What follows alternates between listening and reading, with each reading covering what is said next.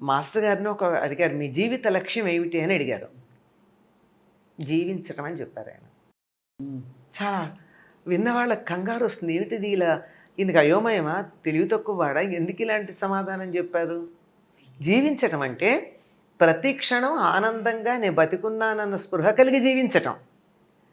కానీ చాలామంది అడిగితే ఎలా ఉన్నారంట, అలా లాగుస్తున్నామండి, సాగుతోందండి బండి అంటారు.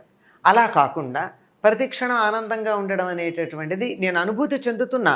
ఇవాళ ఈ తారీఖున ఈ క్షణాన నేను జీవించి ఉన్నానన్న స్పృహతో ఆనందంగా ఉండగలగడం. అలా ఉండడం అన్నది ఏదైతే ఉందో అది అనునిత్యం ఉండాలి.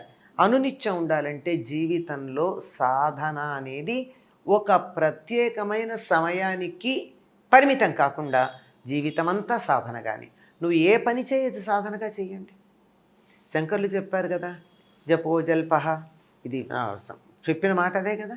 నేను మాట్లాడానంటే అది జపం అనుకో, నేను అడుగులు వేశానంటే ప్రదక్షిణం అనుకో, నేను పడుకున్నానంటే సమాధి స్థితి అనుకో, చేతులు కదిపానంటే ముద్రలు అనుకో, తిన్నానంటే అసనం, నేను తిన్నానంటే అది నైవేద్యం అనుకో అని చెప్పాడు. జీవితం అంతా అప్పుడు యోగ సాధన అయిపోయింది కదా.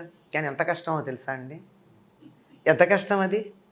నేను ఎక్కడికి వెళ్ళినా నీ ఇంటికి ప్రదక్షిణం చేశాను అంటే నేను కూడని చోట్లకి వెళ్ళకూడదు కదా. నేనేం మాట్లాడినా నీ జపం అనుకుంటే ఎదుట ఉన్న మిమ్మల్ని నేను తిట్టకూడదు కదా. ఇది చెప్పడానికి చాలా తేలిగ్గా కనిపిస్తూ ఆచరణం ఎంతో కష్టం. కానీ ఒక్కసారి ఆచరణలో పట్టు దొరికిందంటే అసలు జీవితం అంతా సాధనే అవుతుంది.